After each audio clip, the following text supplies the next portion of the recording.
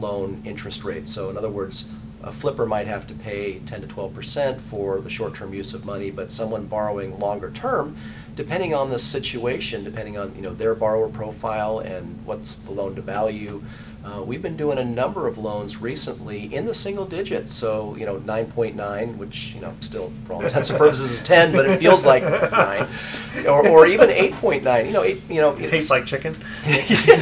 So 8.9 to 9.9 rates on maybe 24 or 36 month loans on income property or commercial property, or maybe it's a duplex or triplex, something like that. So yeah, we are doing longer term loans, and again, the reason why someone would borrow at that price is because the banks still really aren't, for many people. They are for some, and again, they're slowly but surely kind of coming back in the realm. Now, of course, personally, since I'm in the business of making hard money loans, I don't want the banks to come back too fast. Yeah. So, but and again, hey, I'm trying to do a little radio here. You're be un-American. Right, yeah, I don't want to be un-American about this. The banks will come back. But let's face it, the banks are not going to be lending like they did in 2005, probably again in our lifetimes. Probably not. Probably not. And even today, when they are lending, they're not lending on some smaller, there might be 3 or 4 residential units with some commercial units down below, and it's just things that are problematic that they might not want to handle. Right. Nor are they going to make loans on stated income, I think, the way they did in '05. I think you're going to need to be able to prove via W-2 or your tax returns that you're making the kind of income that demonstrates your ability to afford that particular loan. Even on rental property where you have rents paying for the loan, they still want to know that you have means today, and that's trouble. That's hard to do for a lot of Bay Area real estate investors, because I've seen a lot of tax returns, and it's amazing how how little how little that some people report in income, because they write everything off. Yeah. And if you want to do that, hey, I guess it's a free country. I guess you can do that if you want, but you're not going to get bank financing. I mean, if you choose to write off everything and pay as little in taxes as you can, you're not going to be able to get bank financing like you used to. It's a double-edged sword. It really is. It's interesting. You also were talking about like the kinds of loans. A lot of times banks can't wrap their arms around mixed use. Right, mixed use. Mixed use is really good. Yes, yeah. Commercial downstairs and apartment upstairs, for example. It doesn't fit their profile. They don't see it between page 1 and 2. So yeah. They don't know what to do. So it doesn't exist. Yes. Situation of bad news is good news, meaning that for somebody. But what I mean is that the bad news. People say, well, gosh, what's the risk of investing in that hard money loan? Well, the bad news is that the borrower may not pay, but then, based on your LTV, it's good news. You can actually foreclose and actually make a lot more money if they don't pay. Is your LTV still staying where it was, or is it inching up? Well, we used to. Our max for the Bay Area for most hard money lenders up until recently had been 65%, and now it's 70 and sometimes 75%. So now that the market's stabilized, I've seen. In order to keep up with demand, borrowers are expecting higher percentages, and many of my investors are comfortable going up a little bit. But again, I don't know that I'm going to be doing 80% loans 6 months from now. It all depends on the borrower in that case. It does. I mean, everything. Yeah, it always depends. There's variables. We're going to cut to another commercial break. When we come back, we got an email for Robert that you're going to want to listen to, because it has to do with the election and refinancing. Oh yeah. So here is our. Actually, before we cut to that commercial break, we have another little special trivia contest here. Oh. Now, we're cutting to the second commercial break. Here's the trivia question. Again, the theme has to do with Halloween and scary movies. What was the name of the movie where Linda Blair plays a possessed girl whose head turns completely around? And we will be right back. Welcome back to The Best of Investing. I'm Edward Brown, your host, along with my famous co-hosts, Mark Hahn of Pacific Private Money and Robert Schiff of RPM Mortgage. And when we get to the second commercial break, we asked this trivia question. What's the scary movie, because that's the theme, just finished Halloween here. What's the name of the movie where Linda Blair plays a possessed girl whose head turns completely around? Gentlemen? Somehow I don't think that was a difficult one. The Exorcist. The Exorcist, yes. Very scary pea soup movie. Okay, and we're going to get in. Isn't that what happens?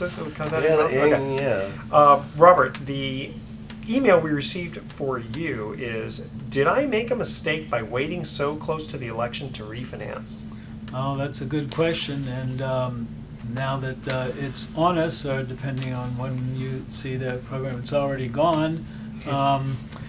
The markets don't like uncertainty, and since this election is so close, everyone is thinking about, well, we don't know what the economy is going to do, and if the Republicans win, maybe it'll go this way. If the Democrats win, maybe it'll go this way. And of course, how you feel about that depends partially on your political leanings. But generally, the markets like stability and they don't like uncertainty. So probably once the election's over and we know what or who is going to be in charge. Not what is in the office, but who's in the office. Yeah, try to be in charge for the next 4 years. Yeah. Then there'll be talk about really what the programs are going to be or the likelihood are. And the bottom line is that the other people I hear from, the economy is not going to change drastically one way or the other. Do you think that the rates could stay the same or go down again regardless of who's elected, just because of the stability issue? Just because of the fact that the economy is not catching hold and marching forward like people would like it to be, and the government is trying to stimulate it, create jobs.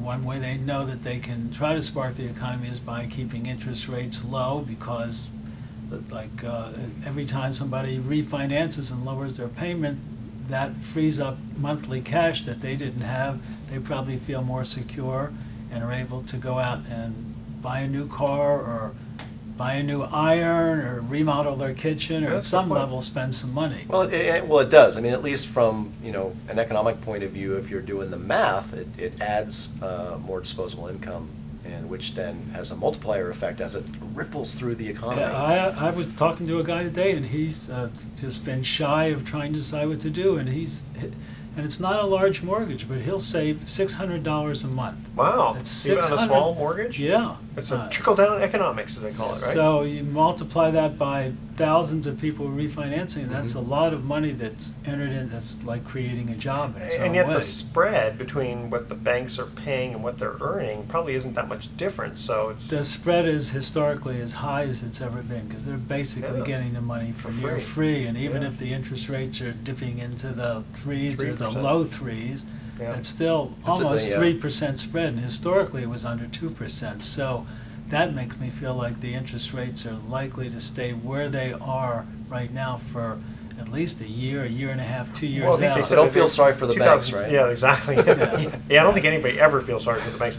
I think, didn't they say they weren't even going to touch interest rates till 2014? Yeah, and They keep extending it, yeah. The guys that said it may not be in Treasury after January the 1st. So. Well, that's true. Well, that'll be interesting. And speaking of the election, Mark, you were going to make some comments about that?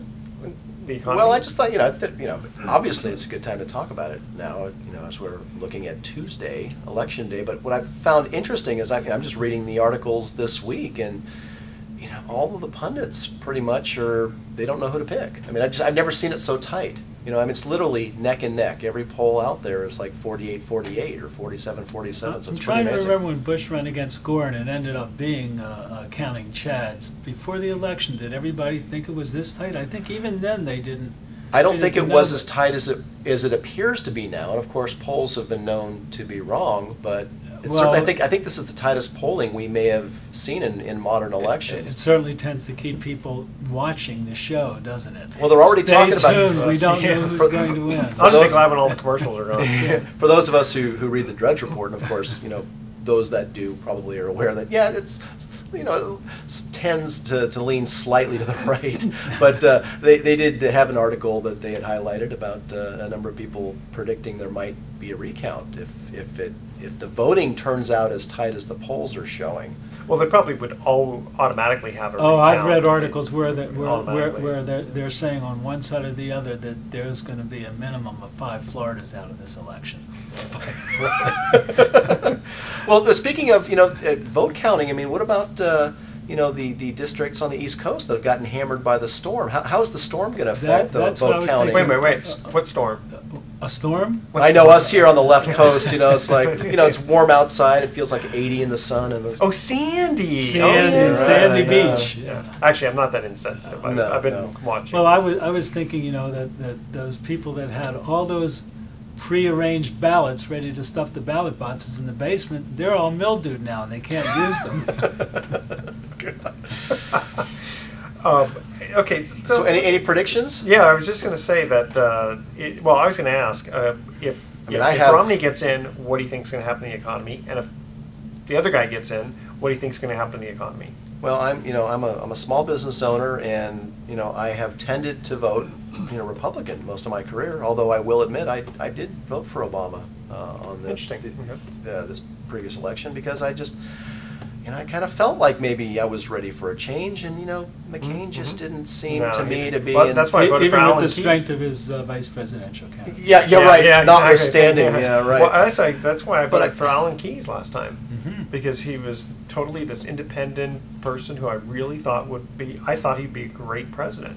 But unfortunately, not being a Republican or Democrat, it's really hard to get elected. Yeah. And I think a lot of people Yeah. look at the I don't want to waste my vote type of thing, Right. but nothing ever changes if everyone thinks that way. Right. So That's this true. time around, I'm not inclined, I don't think, to vote again for the president because I am afraid of the so-called fiscal cliff, and quite frankly, I'm tired of paying. I mean, I already pay too much in taxes.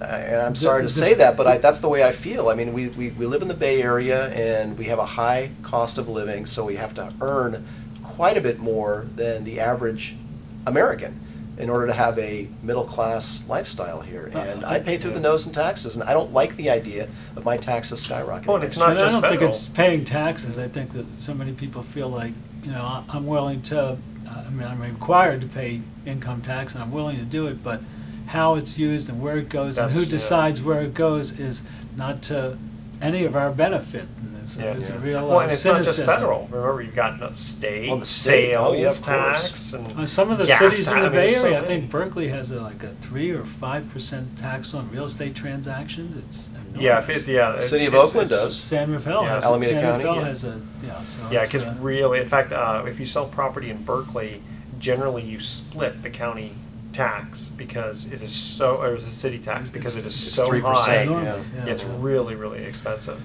And then, in real estate tax, I mean, I wouldn't be surprised if we pay over 50% in tax when you look at every single thing that we do. That's So kind of crazy. Right, and so That's why our break. infrastructure is so strong. That's why what? Our infrastructure is so strong. Not. Yeah.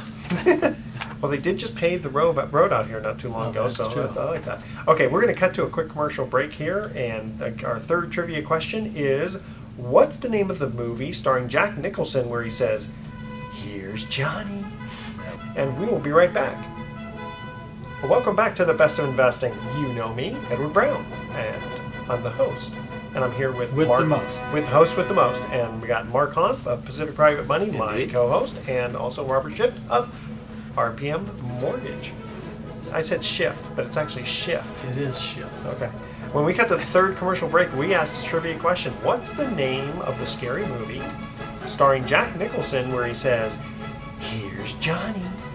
And he says it to Shelley Long, That's Popeye's wife. Popeyes. Yeah, not Shelley Long. Shelley Duvall. Shelley Duvall. Yeah, That's right. That's right. Yeah, she was in that.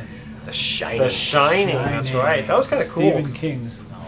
The Yeah, Shining. every time now I go into one of those Halloween cornfields, I always have to make sure that I can jump high enough to look around because you can get lost in that stuff. Yeah. And good thing it doesn't snow out here, or else we'd be just like that movie. Pretty scary. Has anybody checked the polls out? How are we doing on these tax increases that, as Californians, we're supposed to be voting for so Governor Brown doesn't shut down the schools? I always vote no on taxes.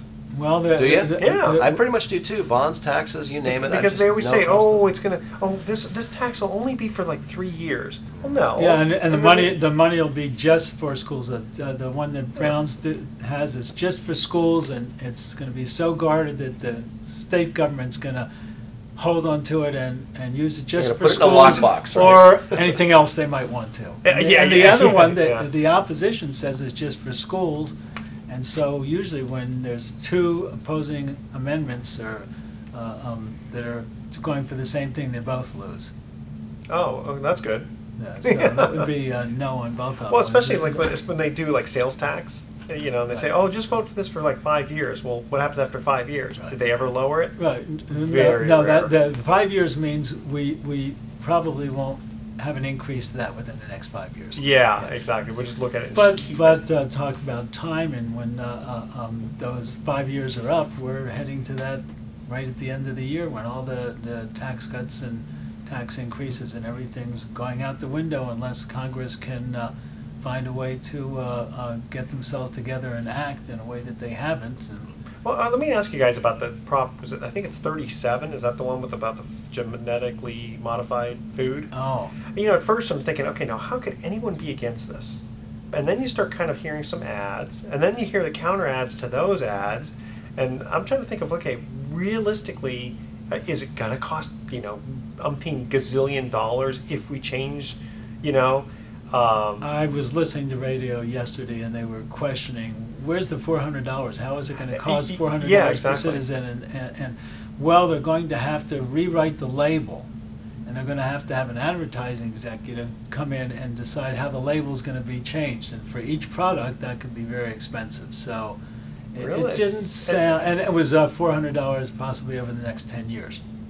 Yeah, I was gonna say it can't be that much to change the No. labels, and then also there's exceptions, right? There's certain ones that are you know, certain products that don't have to Yes, it was put the label. something meaningful like beef and not pork, or soy milk but not regular milk, or Yeah, I don't know. I'm so skeptical about this whole, you know, the whole proposition voting the way it's gotten in the last 10 years. You know, it's on the one hand they say, well, we have to because our folks and our elected officials in Sacramento won't do anything. So, you know, the citizens have to rise up and pass the laws that are needed to protect ourselves and blah, blah, blah. But on the other hand, how many more laws do we need, really? And I just tend to vote no on everything unless it's just so compelling and so obvious as to why this is necessary, because in Sacramento they're, you know, either through gridlock or whatever inaction can't seem to get this very important piece of legislation passed. But you know, that and the whole thing about, you know, voting to increase my taxes. And again,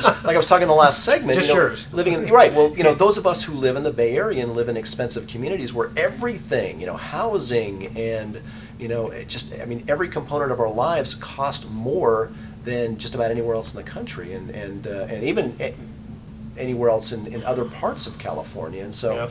so I don't know. I don't, you know, I don't consider myself wealthy, and yet, you know, to vote for these propositions and to vote myself a tax increase because Governor Brown has decided that